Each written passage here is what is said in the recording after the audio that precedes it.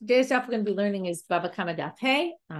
We're continuing to dedicate our learning to the safe return of all our soldiers, to the safe return of all the captives, and to the refuah shlema of all those injured.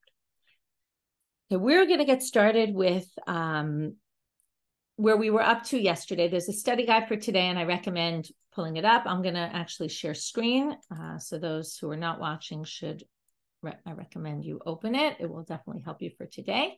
I have the same chart from yesterday. So we have our Mishna with the 4 cases, which we already know. We have Rabbi Oshaya, who added another 9 to the list. And then we have then we have all the rest that Rabbi Chiya added. And we're in the middle right now of going through what are the differences. And really we're up to why didn't Rabbi Oshaya mention all the ones that Rabbi Chiya did? And our basic answer yesterday was, it's because Rabbi Oshaya didn't mention anything that's knas, anything that's a fine that's not a direct payment for damages caused. So now we're continuing along that list. We're at the top of our daf. Edim zamimim de mamonehu. Well, now we're saying, wait a minute. Right? Yesterday we also saw there were a few that were mamon. So why didn't he mention them? He said, oh, those were included in a different one. So now what about edim zamimim? What is edim zamimim? So let's talk about edim zamimim. I testify falsely that you owe $100. And it turns out I was lying. So what's the punishment? I get whatever I tried to do to you.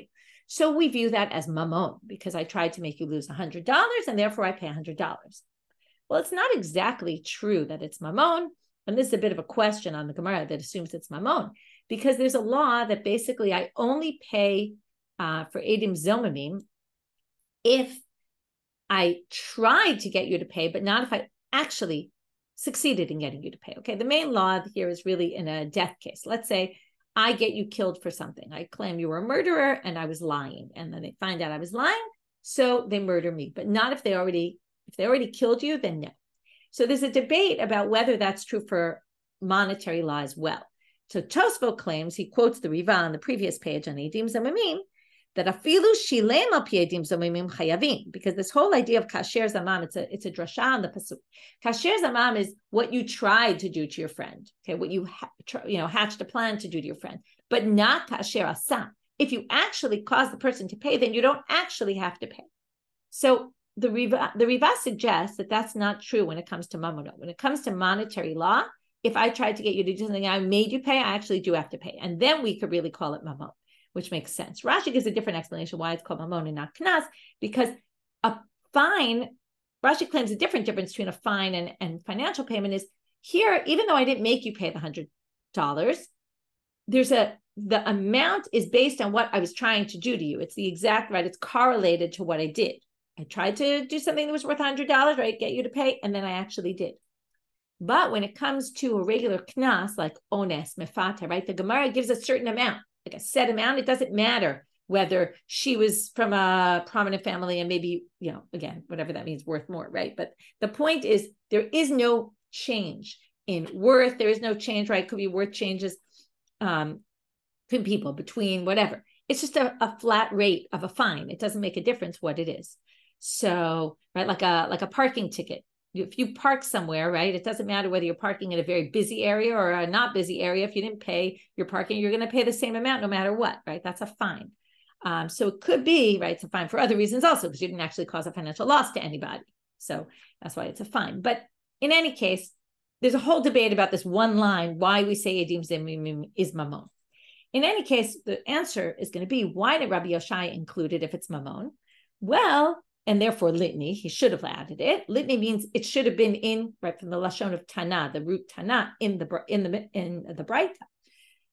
Rabbi Akiva da'amal ein meshamim al pi atzman. Well, he must hold like Rabbi Akiva. Rabbi Akiva holds now. Here's another thing about knas and mamon. If I owe money for something I did as a mamon, as a financial payment, as opposed to a penalty, right, a knas, a fine, then if I go and admit in court that I stole from you something, like let's say, here's a classic example. If I steal something, I'm liable, I have to pay double, right? One is to return the item, and the double payment is the knas. So if I go and I say, listen, I stole, and I go and admit it, not that they caught me with witnesses, I go and I admit it. So I have to return the stolen item, but I don't have to pay the penalty. Knas is not a payment you pay if you admitted in court and you weren't convicted by witnesses. So we're now going to say, why didn't Rabbi Oshaya include Eidim Zomimim? Because he holds, like Rabbi Chiya. Rabbi Chiya had a unique approach to Eidim Zomimim. Okay, so the general approach to Eidim Zomimim is to call it mamon. Okay, either because of Rashi, who said, Knas is defined as a set rate, and this is not a set rate. This is whatever I tried to do. Or based on Tosfot, who said it's because you actually pay when you did cause the person to pay the money. So it is a financial loss. But Rabbi Chiya says, no, if you go in and make in court that you lied falsely under oath and you tried to convict someone for, you tried to get someone to pay something, you actually don't have to pay what you tried to do. You're exempt because it's all knas. So basically, Rabbi Oshaya goes with Rabbi Chiya, who says it's knas, and that's why he doesn't mention it, even though others think it's mamon. Okay, well, now we have a side problem, which is we're assuming if he holds like Rabbi Chiya on this, he must hold like Rabbi Chiya on something else, and then something else doesn't make sense with his list. Well, if he held like Rabbi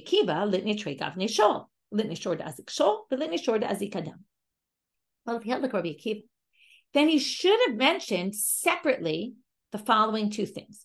We have damages of shore. That comes up in shore. But we don't have shore who damaged another shore or any vessels, anything property of a person, versus shore that damages a person. Okay? We didn't think there was a reason to distinguish. So what? They're all one and the same. You pay full damages, right? Or you pay half damages if it's Karen until it becomes a shore mu'ad. And we didn't think there's any difference. But Ditnan, Rabbi Chiya comes and says, so now again, if Rabbi Oshaya holds like Rabbi Chiya, and that's why Eidim Zomimim wasn't on his list, because Rabbi Chiya holds its knas, and then we're going to assume he holds like Rabbi Chiya when it comes to this issue, that Rabbi Chiya distinguished between a shor tam who damages a person and shor tam who damages property, okay, animals or possessions. What does he say? So generally, a shor tam, we're now talking about Karen. A shor tam goes and gores his one ox gores another ox.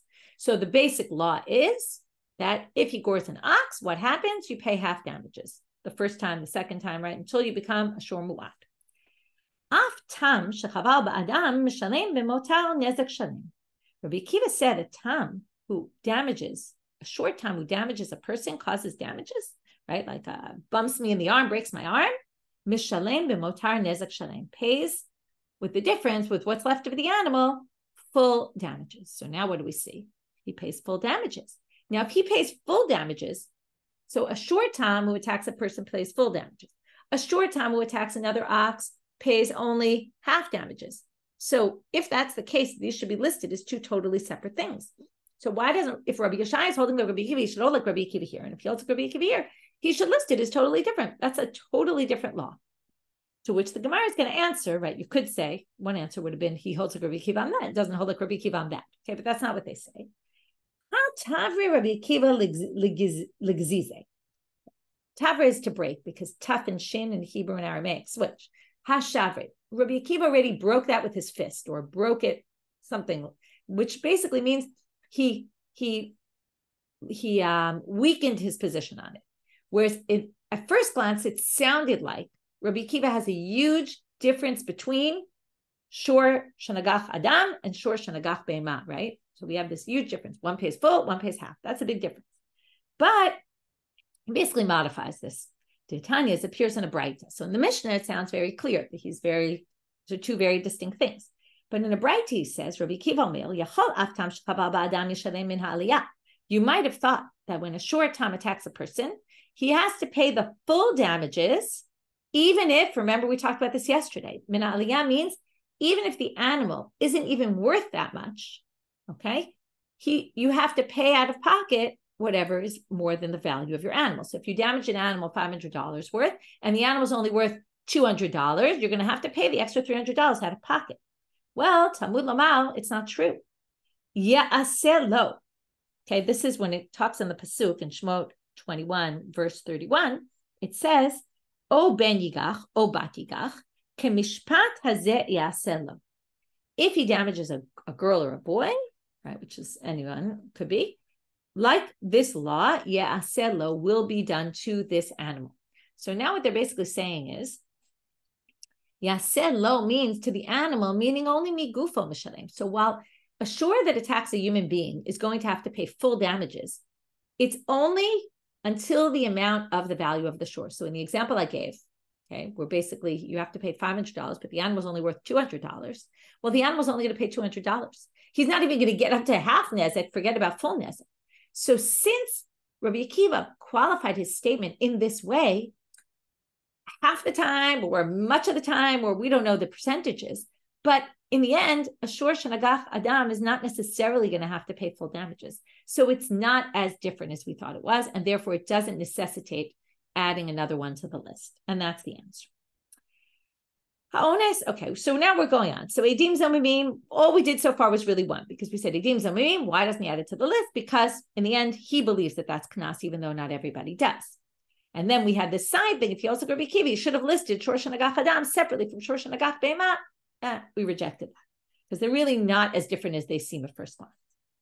Ha'ones v'amafata v'amotzi shem d'mamonahu litni. Now that's weird. Ones v'amafata v'amotzi shem, I have to pay a knas. Remember, he pays this penalty. That's it says in the Torah exactly how much money he's supposed to pay. However, if you might remember, we talked about this in Ketubot. You also pay damages. Okay, if a man rapes a woman, there's damage to her body. Okay, now Motzi Shemra doesn't really belong right in this sugya.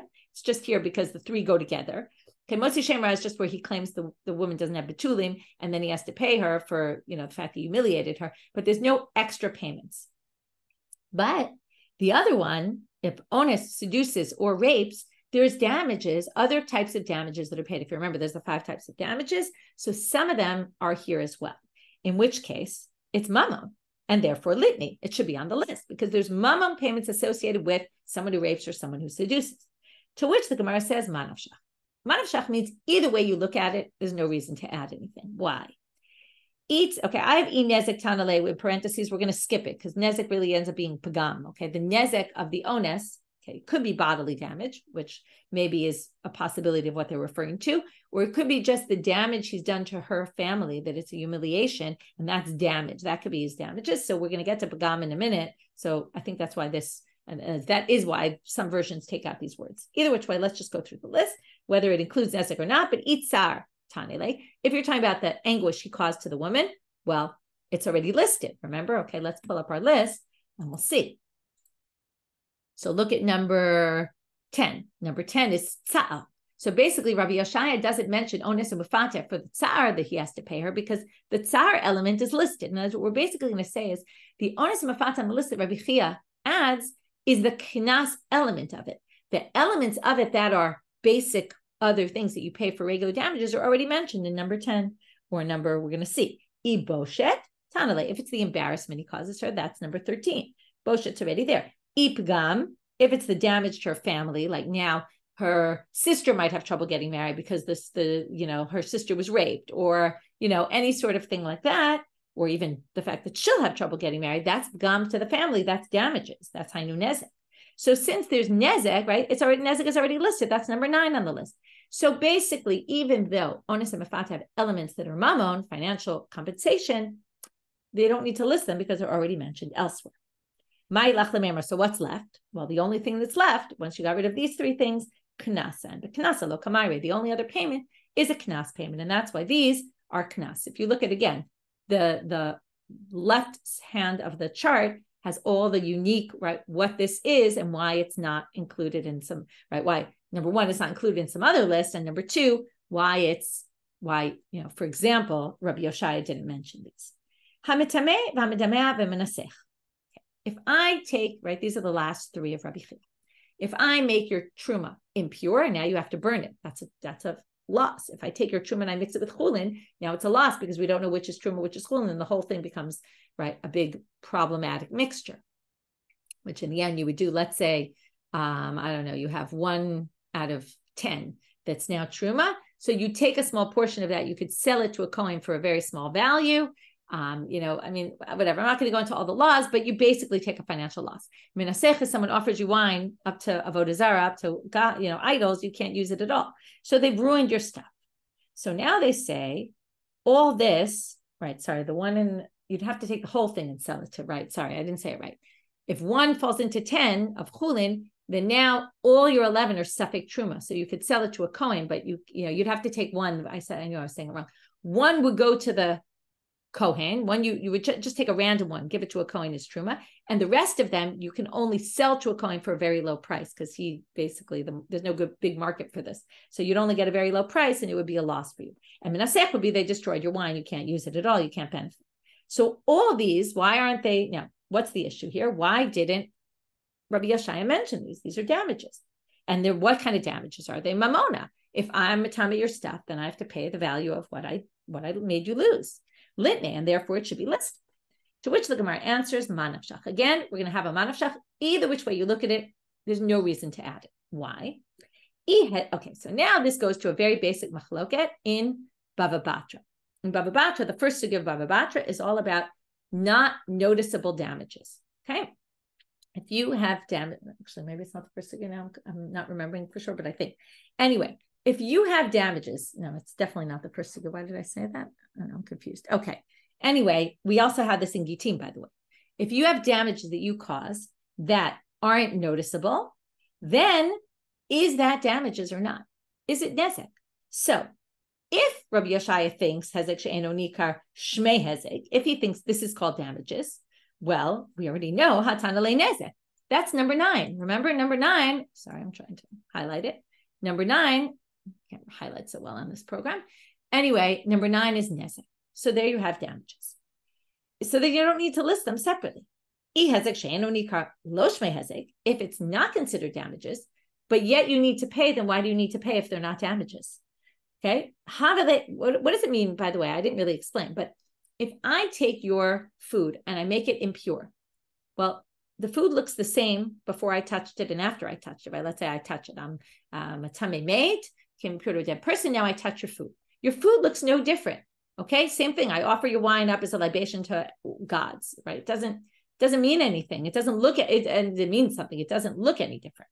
So that's why it's non-noticeable damages. If we hold that they're not really damages, but yet you have to pay. So why do you have to pay? Because the rabbi said you have to pay. Well, then if it's a rabbinic saying you have to pay, even though the rabbis decided the amount you have to pay is based on the amount that you caused a loss of, it's just knas. It's a penalty. Okay, it's a fine. It's not mama.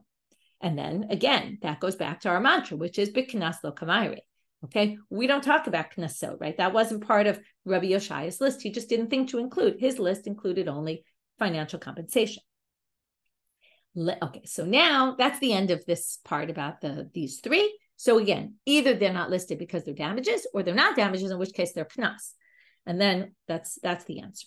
Once we say this, the fact, now we have to figure out why did Rabbi Chiya yes add them. So lema kasava Rabbi Chiya hezek she'eno nikar lo shmei hezek. Di shmei hezek katana le nezek. Maybe we can infer from here that in this big machloket about hezek she'eno nikar, is it nezek or is it not nezek?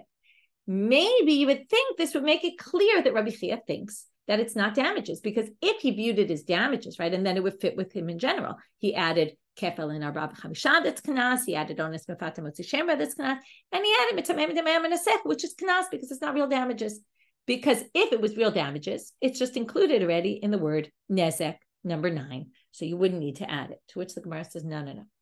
Even if you had damages in number 9, you would still have reason to add this. Why? Tana hazeka de minkara, v'tana hazeka de lo minkara. Nezek that was discussed in number 9 is if I break your arm. If I break your arm, it's noticeable damages.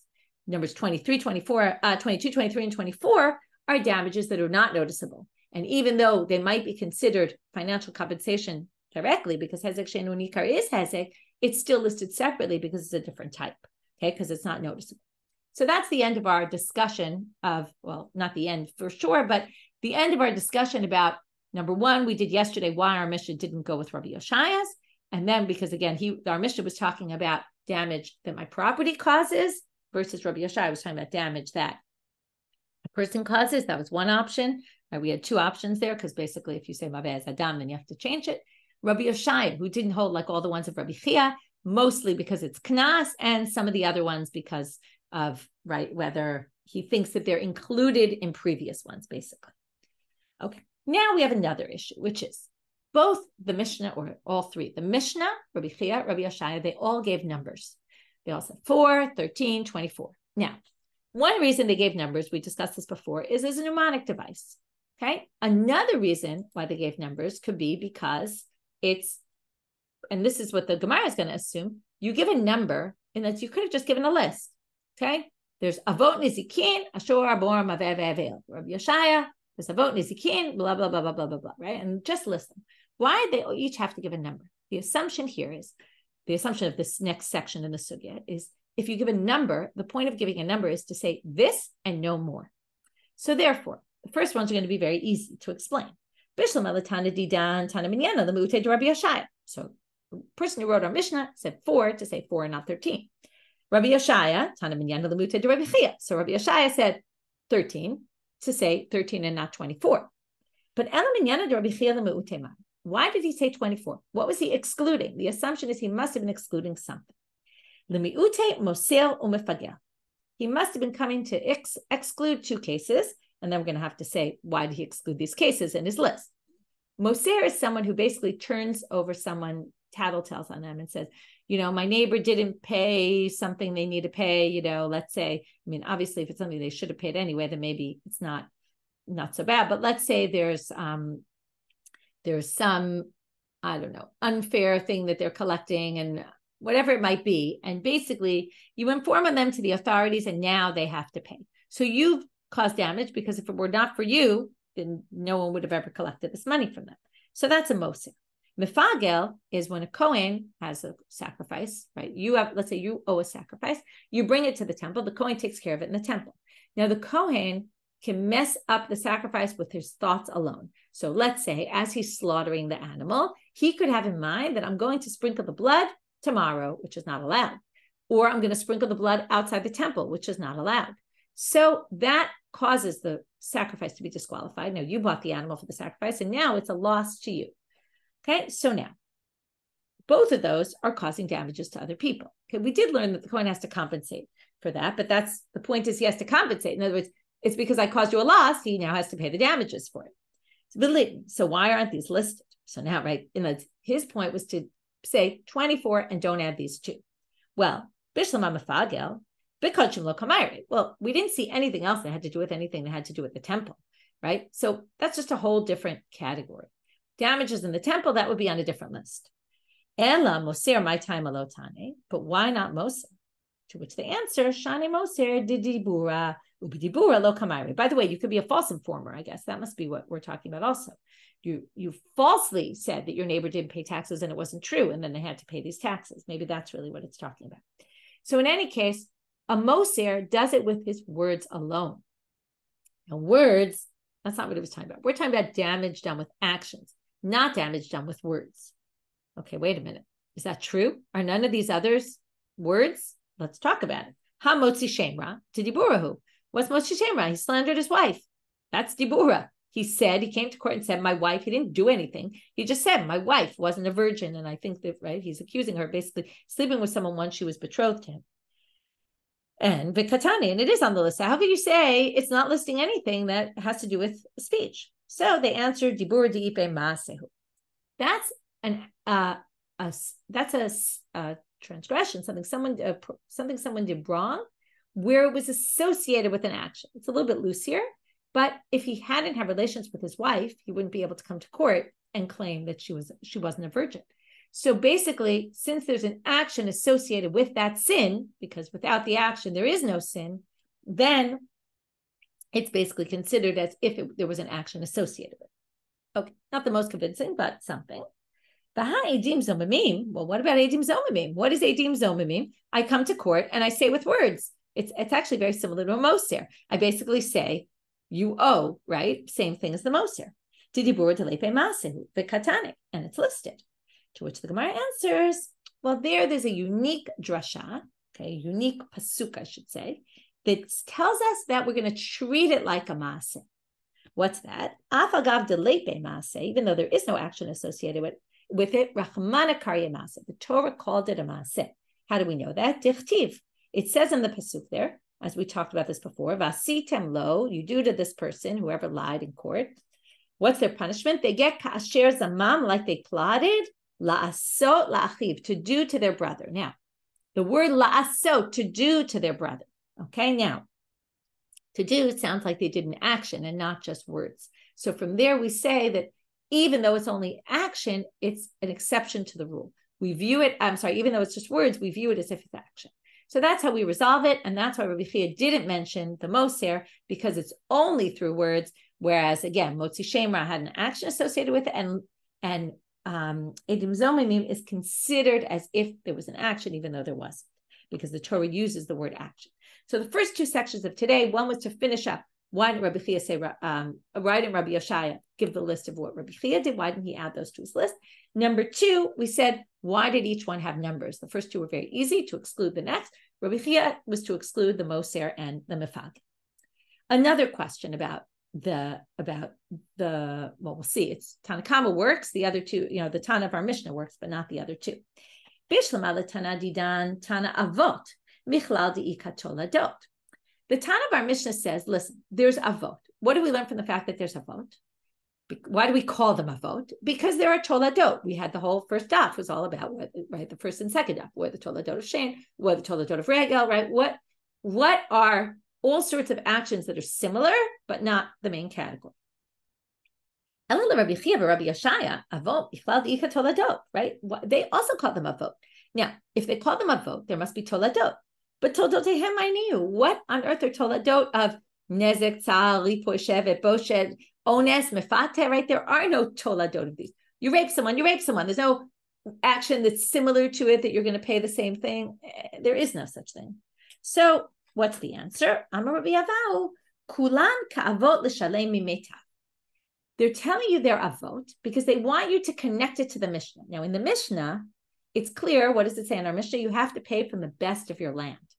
So therefore, we're going to learn here that Rabbi Chiya and Rabbi Oshaya each call them avot because they wanted you to know that in all these cases, you pay from the best of your land. Okay, I'm going now back to the study guide because these next four words are really a whole, right? We could spend an hour on this. I'm not going to, well, maybe not an hour, but it would take a long time. I'm not going to go through all of this, but I'll give you the basic gist. My time. How do they know that all these 24, right, or 20, in addition to the 4, all have the same law as the original 4? And the answer is, my time. These are 4 words that one of these words appears by every single one of these on the list. Nezek, tsar, ripoy, shevet, boshet, kefel, dalet, arab, chamisha, ganav, gazlan, edim zomim, and so on. One of these words appears by each one of them. If you want to know, if you have a Schottenstein, you can look there. They tell you each pasuk and which word appears where.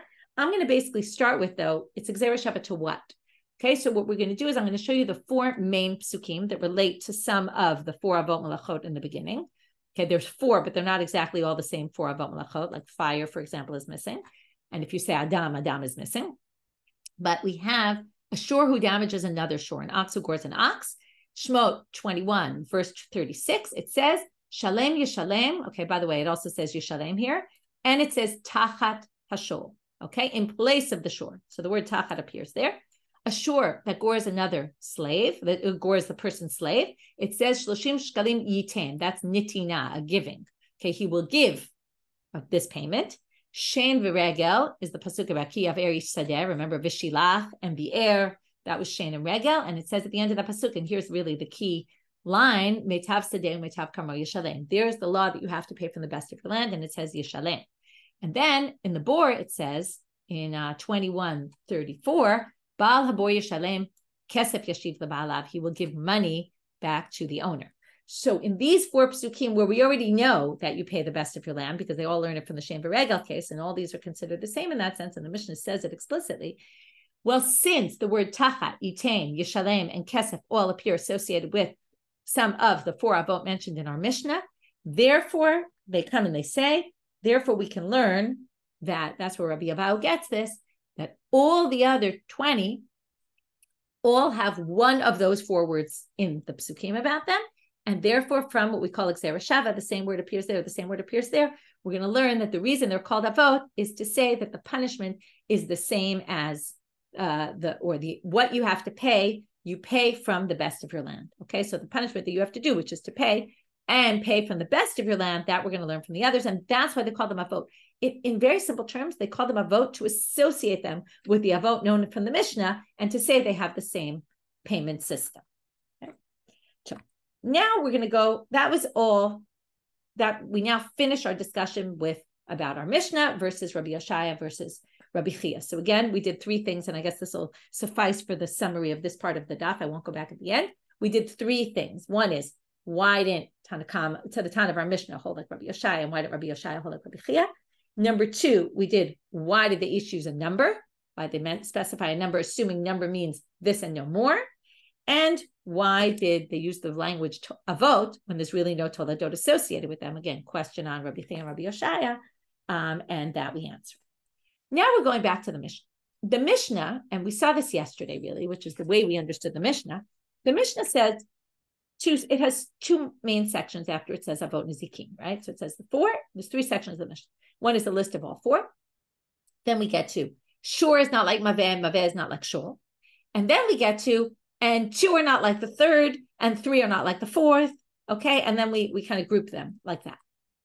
And then we explain why. If you remember, in section 2, it didn't say why. In section 3, it did say why. So the first thing we're going to do is deal with section 2, which says, Shiur is not like maveh, maveh is not like Shiur. And we're going to say, why did it tell us this? What was the point of the Mishnah doing this? And what we saw yesterday, do you remember when we tried to plug in Shmuel and Rav to the Mishnah, and then we had to explain this line, our basic assumption was, and it's the same assumption they're going to make right now, and so we suggest some alternative suggestion, and that's why I'm pointing this out now, is that the reason why they said this is different from that, and this is different from that, is because if you hadn't said they were different, you might have thought you could learn one from the other.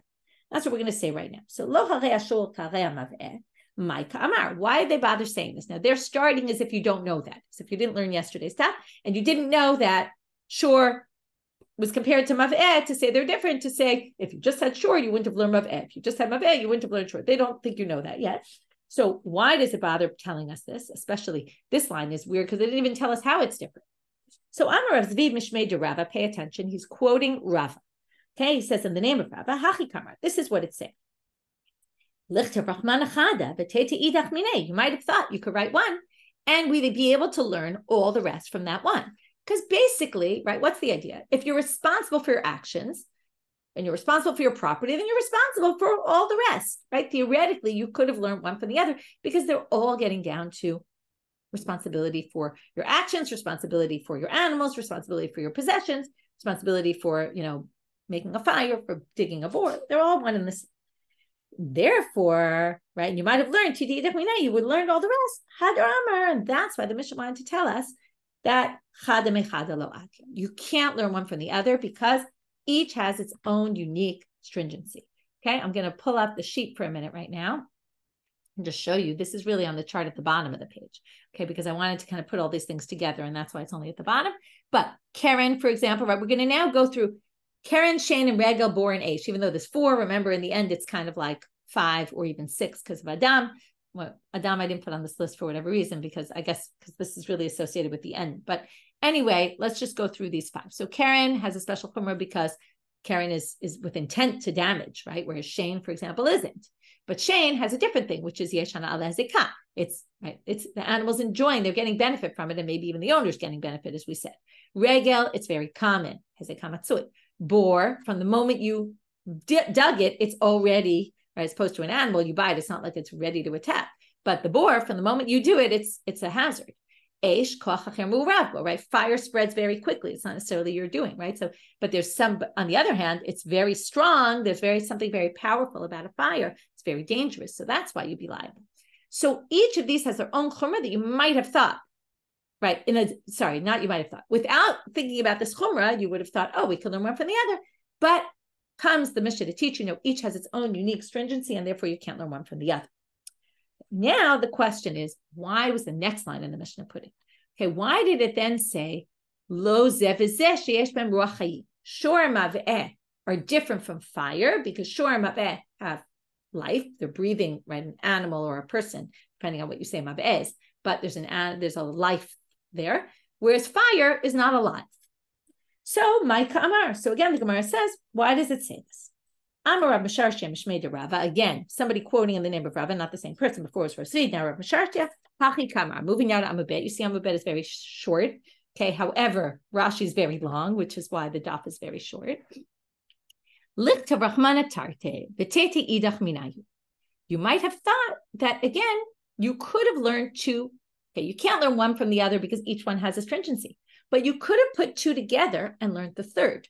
Okay, so now because the Gemara doesn't say so, but if you look in Rashi, what I did on this chart on the page is I set it up like Rashi does, which is, if you just had shor mav'eh, I actually took the words from Rashi.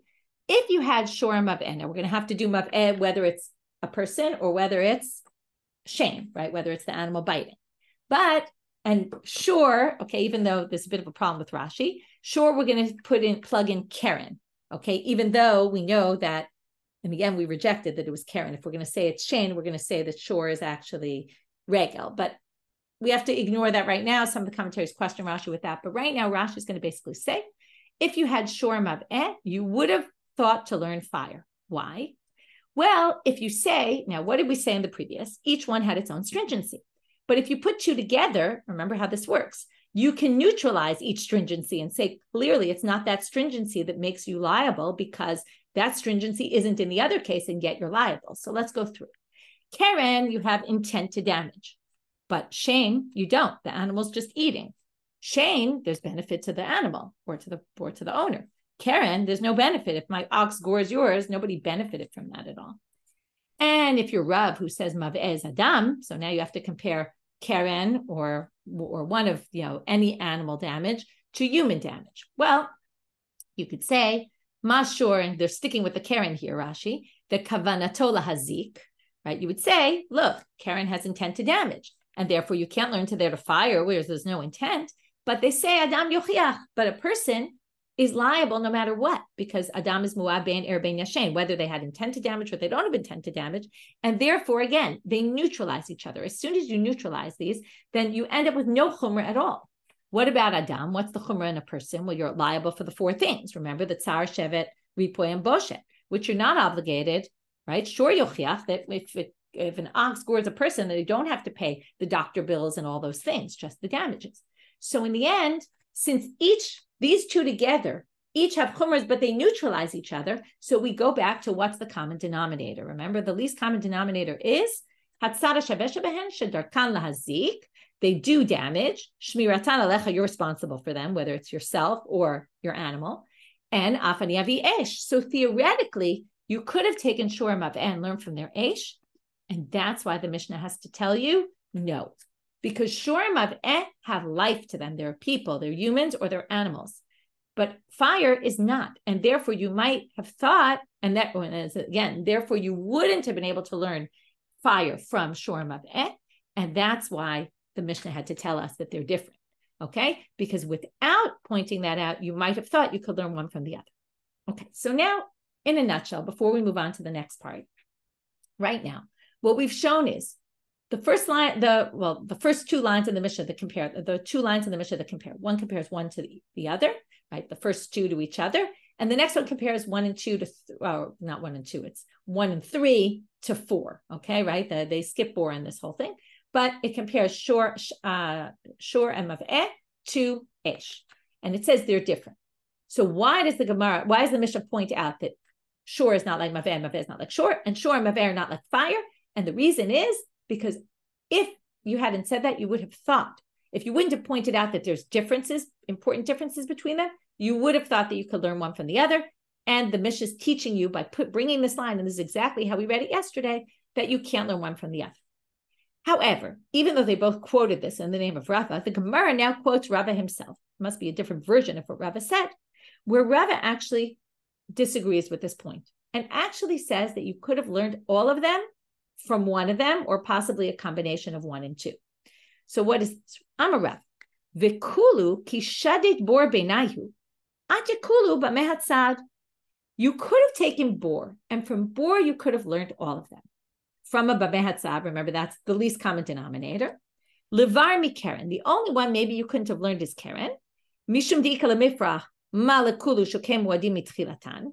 Because Karen is different. Karen is less stringent than all the others for a particular reason, remember? Because Karen is the only place where you're not liable the first, second, and third time, right? You do it in the beginning. Again, we'll talk about 2 or 3. But you do it, the first time you do it, you only have to pay half damages. So it already, right, we assume Karen is you're not warned from the beginning. It's not something we don't expect an ox to go goring. So therefore, that's different. We do expect an ox to go walking. We do expect a person to possibly damage. We do expect a boar to cause someone to fall inside, right? And all these can cause damage. But the Karen is different than all of them. So you could have learned from boar to everything else, just maybe not Karen. Ulamanda amar adraba Karen adifa shekavanatola azik. Well, some people say, what are you talking about? Karen is the most strict because it's right. It's the way, right? The animal has intent to damage, and therefore all the more so you're going to be obligated, rather than, let's say, a boar where you don't even intend to damage. So if you're liable for the boar, obviously you're going to be liable for a Karen where there was real intent. Well, if you're going to hold that, afilu Karen nami ate, then you really could learn Karen from boar. Ella. Okay, so now let's explain all that before we get on to the Ella. So let's look at the chart now. What basically, again, you have to go to Rashi to understand all this. What Rashi explains is that what makes boar different, that you could learn all of it from boar. Because boar has, and here's a chart here, because we're going to do boar and Karen, but boar has a certain leniency or lightness about it, which is what? Well, a boar doesn't get up and move and go, right? The only way you're going to get damaged by that boar is if you fall in or your animal falls in. But the boar doesn't go looking to make trouble. Whereas an animal goes walking and eating and trampling, and a person could be going and damaging, and a fire spreads, but a boar just sits there. And if you're going to be liable for that, then you'll be liable for everything else. Okay. Now, if you take Karen, we already said has a stringency and a leniency, right? So depending on how you look at it. So again, if we say Karen has a leniency, then maybe you couldn't have learned it from boar. But if you look at its chumrah side of kavanatola azik, then you would say that yes, it's more chamor, and then obviously you will learn it from boar. Now, what's the problem though? Boar has a stringency also. Remember, we've been talking about it. They each had a stringency. If you look at the bottom, right, everything has something. So why wouldn't you say that? Well, boar is from the moment you create that boar, it's already prone to causing damages. That's different from all the others. So basically what Rashi explains is if you take boar and Karen together, again, they're going to neutralize each other. And the combination of boar and Karen will get you to the fact that it can't be because it's a hazard from day one. That's not what causes the obligation to pay, because Karen doesn't have that and yet does. And the fact that Karen intended to damage as opposed to the others, which didn't, well, again, since boar is going to be liable anyway, even though you didn't have that, again, these two chumrot neutralize each other. And what are you left with? Darkan lazik u'shmiratan alecha, right? They generally damage and you're supposed to watch them. So therefore, we can really learn from there to all the other cases. And that's where Rava disagrees. And then we're going to have to explain if the first two opinions of what Rava said was that the reason why the Mishna specifically said, this is not like this, and this is not like that, and these two are different from that one, was to say you can't learn one from the other. Well, Rava thinks you can learn one from the other. And then the question is going to be, well, then why did the Mishna specify all these differences between the cases? So that's where we're left with right now. And we're going to answer this question, and with that, finish our daf. So just before we get to the answer to this question, again, I want to make it very clear. The Mishna, according to the first two interpretations, right, we had it on the first line and on the second line, was to tell you that you can't learn one from the other because they're different. And each one has a stringency, and that doesn't allow you to learn one from the other. Comes Rava himself, even though they quoted Rava as saying the opposite, Rava himself is quoted here as saying, you actually could have learned not any one from any other, but boar and possibly boar together with Karen would teach you to all the others. And you would know, obviously, that you're liable for fire, and you'd know that you're liable for shein and regel, because basically, if in these two cases, you're going to be liable, and particularly a boar where the boar doesn't move at all, well, and then you're liable for that, for sure you're going to be liable for all the rest. So the big question is then, why did the Mishnah bother to tell us? And again, this differs from the way we read the Mishnah yesterday. We read the Mishnah is telling you, this is different from that, and that's why you couldn't have learned one from the other. Now we're going to have to explain, according to Rava, why does it say this is different from that, this is different from that? Well, the answer is lehilchotav, okay? And the truth is, it's not just that, it's, I see, maybe this is even better. What they're saying is maybe it's not so much the Mishnah, but it's saying, rahmana. Why did the Torah specify each of these separately? I see, I actually thought it was the Mishnah, but now I see that they're really asking not why did the Mishnah start talking about all the differences, but why did the Torah itself say all of them separately if you really could have learned them all from boar? So now the answer is going to be, each one has unique laws, lehilchotav. And now we're going to get a sneak preview, again, like many things in these first few tapim, of things that we're going to learn much more in depth as we go on. Shein v'regel, keren, lechalek ben tama lemued. The Torah had to say there's a difference between tam and muad when it comes to keren, which doesn't exist anywhere else. Shein v'regel, lepotram b'reshut harabim. Since it's so obvious that animals walk on the street, on the public thoroughfare, and trample on things, if you leave your vessels in the middle of the street and my ox walks over them, tramples on them, and breaks them, I'm not responsible because it was your fault for leaving them in the middle of the street, right? It's so obvious that they're going to eat things, right? If you leave fruits on the ground and my animal eats it, it's not my responsibility. In the public thoroughfare, it's your fault for doing it. We're going to learn that even though people are very responsible, if someone's more responsible than you or did something that was not smart, right, they might be more responsible than you, and then you'll be exempt. Bor, liftor bo et kelim. We're going to see there's a machloket about this, but if vessels fall into a bore, you're not liable. That's why the Torah specifically said if your ox falls in, right, if someone's ox falls in, you're liable, but not vessels. Ula Rabbi Yehuda de'machayev on this kekelim before. Rabbi Yehuda thinks you are liable if my vessels fall into your bore that you dug. You'll have to pay me back. Well, what's the reason for bore? Liftor bo et adam. Okay, a person falls into a bore, you're not liable. Now, what does this mean? Don't be tricked by this. If I fall into a shallow bore and I break my leg, it's your fault. But if I fall into a deep, deep bore that you dug and I die, it's my fault, because a deep bore, I should be paying attention that there's a deep pit and I should protect myself from getting killed. So there, the responsibility goes to me. To fall into something shallow that, not so deep, that I might break my leg, that's already your fault, but not if I die. We'll get to all this later. And Adam, why is Adam mentioned? If you say Mabeh is Adam, l'chayvo ba'arba dvarim. Well, again, it's unique because you're liable for tsar, nezek, ripoy, boshet. It's not nezek. Everyone is tsar, shevet, ripoy, and boshet. Eish, liftor bo et tamun. Fire is unique in that if you have something hidden under the ground, you hide a treasure chest, and I make a fire in your field and it also burns your treasure chest, well, then I'm exempt. So that's why Eish was listed, to say I'm only liable for what's seen. He thinks you're liable. What does it come to include then? It's to teach you something new. If, right, normally, what do we think of fire? You have crops growing and I burnt them, so I'm liable for the loss. But if it's just stones and they just get burnt, or you plowed your field and it just gets a little burned, singed, that you would think maybe I'm not liable for, but I am. Okay, and that's maybe what fire is coming. So what we did here is basically say, why are these differences listed? Why are they each separate? Either they're separate because you couldn't have learned one from the other, or according to the second approach, you could have learned one from the other. Then why are they separate, listed separately? Because they each have their own unique laws, and that's why the Torah needed to list them. That's it for today. Wishing everybody a good day and hoping for better news.